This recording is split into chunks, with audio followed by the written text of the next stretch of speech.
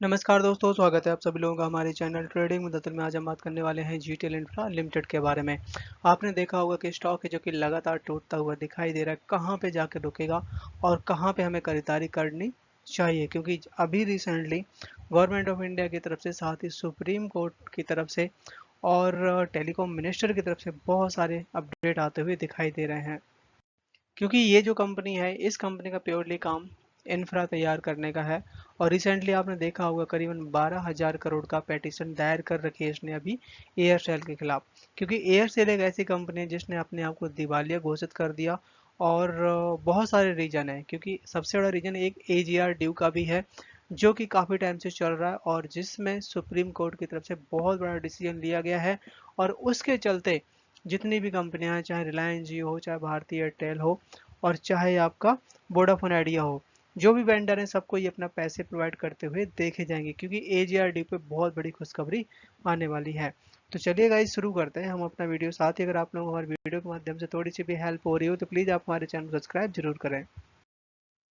साथ ही गाइस, हम अपने चैनल पे गिव अवे का प्रोग्राम चला रहे हैं, जिसमें गाइस हमने 3 प्राइज सिलेक्ट कर रखे हैं जो कि आपके हेल्थ को देखते हुए।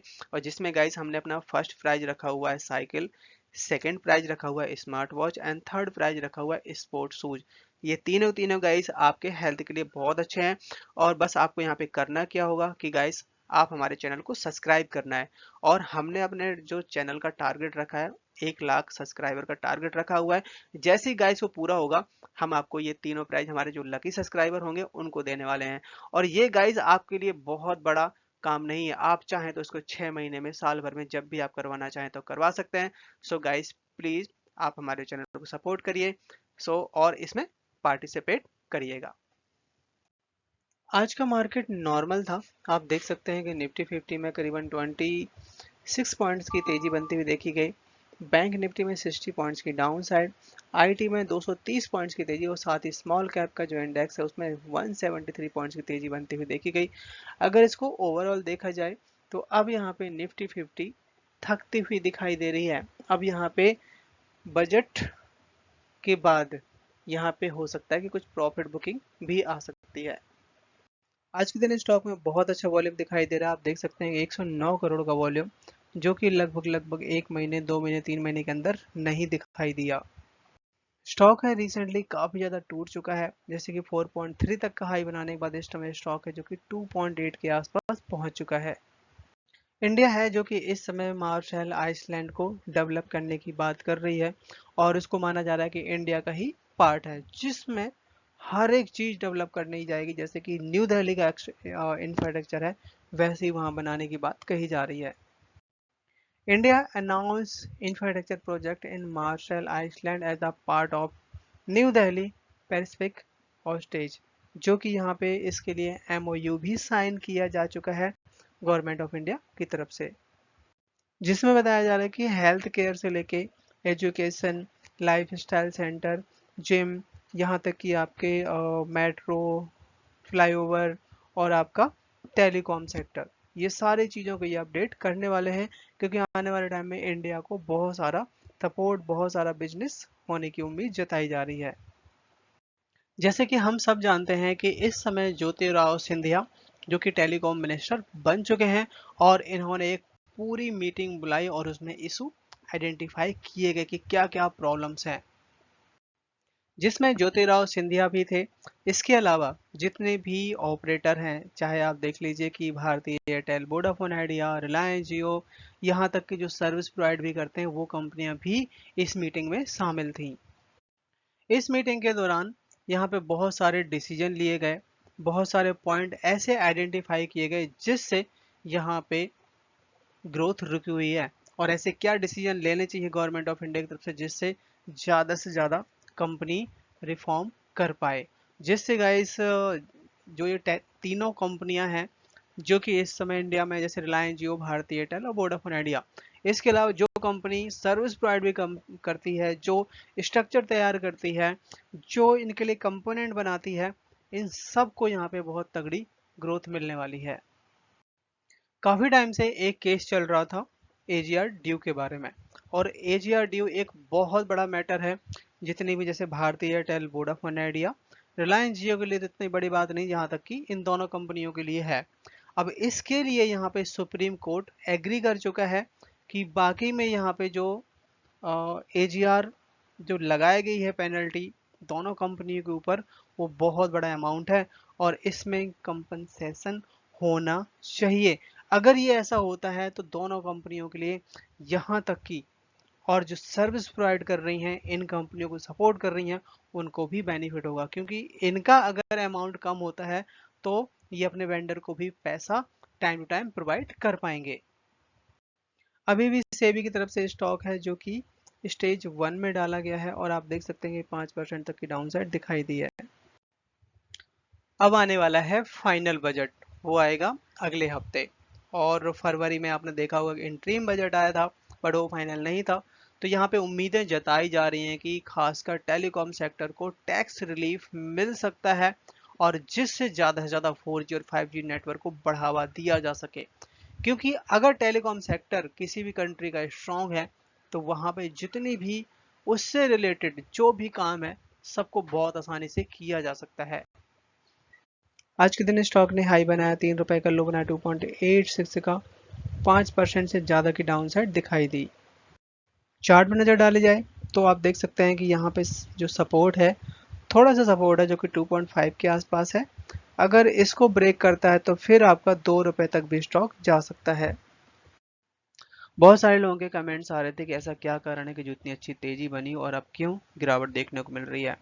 तो जीटीएल इंफ्रा ने फाइल किया था एनसीएलटी को, नोटिस जारी किया था कि करीबन 12,500 करोड़ है जो कि ड्यू है फ्रॉम एयरसेल की तरफ से। तो ये एक ऐसी न्यूज़ थी जिसकी वजह से बहुत अच्छी तेजी बनी थी। अगर थोड़ा सा हम इस न्यूज़ के डीपली जाएं तो बताया जा रहा है कि यहाँ पे अभी जो फ्रेश पेटिशन दायर करी गई है जीटीएल इंफ्रा की तरफ से, इसमें करीबन 12,000 करोड़ के लिए करी गई है, क्योंकि यहाँ पे 500 करोड़ है जो कि यहाँ पे जीटीएल इंफ्रा ने रिसीव कर लिया गया है एयरटेल की तरफ से। बट यहाँ पे कंस्ट्रक्शन क्लेम है जो कि 12,000 करोड़ रह जाता है, जो कि अभी भी नहीं मिला है। बट अगर ये जो अमाउंट अगर मिल जाता है तो ये स्टॉक की जो मार्केट कैप है, इस स्टॉक का जो कामकाज है काफ़ी अच्छा रहने वाला है। क्योंकि अगर देखा जाए तो ये भी कंपनी ऐसी है कि जो 12,000 करोड़ का इन्होंने काम किया, इसके लिए भी इन्होंने बैंकों से लोन लिया होता है। तो जिसकी वजह से क्या होता है कि जब बैंकों के जो लोन ज़्यादा होंगे तो जाहिर सी बात है कंपनी का प्रॉफिट कमाएगा, क्योंकि इंटरेस्ट में सारा पैसा चला जाता है। जिस तरीके से कंपनी का पैसा फंसा हुआ है, यहाँ पे कंपनी की टॉप मैनेजमेंट की तरफ से ब्यौरा भी दिया गया है कि लगभग लगभग कितना अमाउंट है जो अभी बैंक को चुकाना है। सो यहाँ पे आप देख सकते हैं कि लगभग लगभग 7,222 करोड़ है।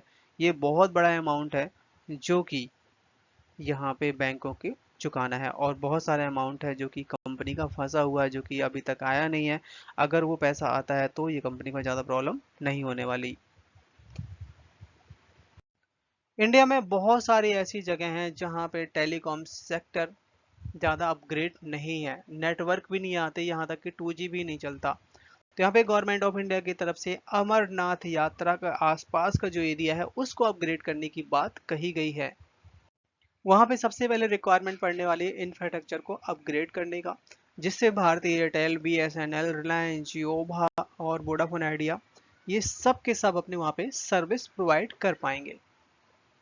क्योंकि वहाँ बताया जा रहा है कि अमरनाथ के आसपास का जो एरिया है, करीबन 82 साइट्स हैं जो कि एक्टिव हो जाएंगी, और जिसमें आप देख सकते हैं कि 31 न्यू साइट्स रहने वाले जहाँ पे इंस्टॉल करना पड़ेगा, और जिससे काफ़ी ज़्यादा कनेक्टिविटी बढ़ेगी और जिससे वहाँ पे जो भी श्रद्धालु आते हैं दर्शन करने उनके लिए भी दिक्कत नहीं होगी। पर यहाँ पे डीआईएस के, एफआईएस के और पब्लिक इन्वेस्टर मतलब रिटेल इन्वेस्टर के आंकड़े निकल के आए हैं कि किसने कितनी खरीदारी करी और किसने कितनी बिकवाली करी। तो अगर हम बात करें यहाँ पे डीआईएस की तरफ से, तो डीआईएस की तरफ से लगातार यहाँ पे धीरे करके स्टेक कम किया जा रहा है। आप देख सकते हैं 46% तक का स्टेक था एक साल पहले, जो कि इस समय 43% स्टेक रह गया है। और अगर हम कंपेयर करें दिसंबर के महीने से तो 1% तक कमी हुई है। एफआईआई के आंकड़े अगर देखे जाएं तो यहाँ पे ज़्यादा खरीदारी तो नहीं है, बट दिसंबर के क्वार्टर था जो कि Q3, उसमें 0.1% तक था जो कि इस समय 0.12% कर दिया है। पर यहाँ पे रिटेल इन्वेस्टर की तरफ से काफ़ी अच्छी खरीदारी है। 50% तक का स्टेक था एक साल पहले, जो कि इस समय 53 और 54 के आसपास पहुंच चुका है। स्टॉक है जिसमें तेजी तो आनी ही थी, और आप देख सकते हैं कि बहुत अच्छी यहाँ पे खरीदारी कर रखी है डीआईएस की तरफ से। यूनियन बैंक जो कि 12%, central bank 7%, bank of Baroda 6%। आप देख सकते हैं कि आईसीआईसीआई बैंक, जो बड़े से बड़े बैंक हैं, इन्होंने 5 से 4% तक की होल्डिंग कर रखी है। एलआईसी ने 3.5% तक की होल्डिंग। तो आप सोच सकते हैं कि ये जो खरीदारी और ये जो तेजी बन रही है, इसके पीछे कारण क्या है। जिस तरीके से स्टॉक में तेजी बन रही है, बहुत सारे लोगों के कमेंट्स ये भी थे कि एक बार इसके रिजल्ट भी देखते हैं कि कैसे परफॉर्म कर रहा है। तो यहाँ पे आप देख सकते हैं कि ये अपने पास एक साल का डेटा है, मार्च 2023 से लेकर 2024 के बीच में। कंपनी की सेल है लगातार ठीक ठाक सी है, एक एवरेज सी है, ऐसा नहीं कि बहुत कम हो रही है बहुत ज़्यादा हो रही है। अदर इनकम है वो जरूर कम हुई है, जो कि 15 करोड़ से केवल 3 करोड़ रह जाती है। टोटल इनकम है जो कि इस बार कम आई है, जो कि पिछले साल के क्वार्टर में काफ़ी अच्छी थी। बट अगर हम कंपेयर करें दिसंबर के क्वार्टर से मार्च क्वार्टर में, लगभग लगभग सेम है। खर्चे हैं, खर्चे काफ़ी कम हुए हैं। अगर आप देखेंगे पिछले साल मार्च 2023 में 1000 करोड़ के आसपास इनका खर्चा था, जो कि इसमें 340। तो इस पे काफ़ी कंट्रोल किया है, कॉस्ट कटिंग की है। अब बारी आती है कंपनी जो इंटरेस्ट इंटरेस्ट बहुत ज़्यादा लग रहा है। आप देख सकते हैं कि करीबन 200 करोड़ का इंटरेस्ट पे किया है। टैक्स जीरो है, और नेट जो लॉस है 214 करोड़। तो मतलब मार्च 2023 एक साल पहले करीबन 750 करोड़ का लॉस था, जो कि इस बार 214, मतलब कि एक एवरेज सा काम कर रही है। और इस बार के रिजल्ट का यहाँ पे बेसब्री से इंतजार रहेगा, आई थिंक अच्छे ही आएंगे।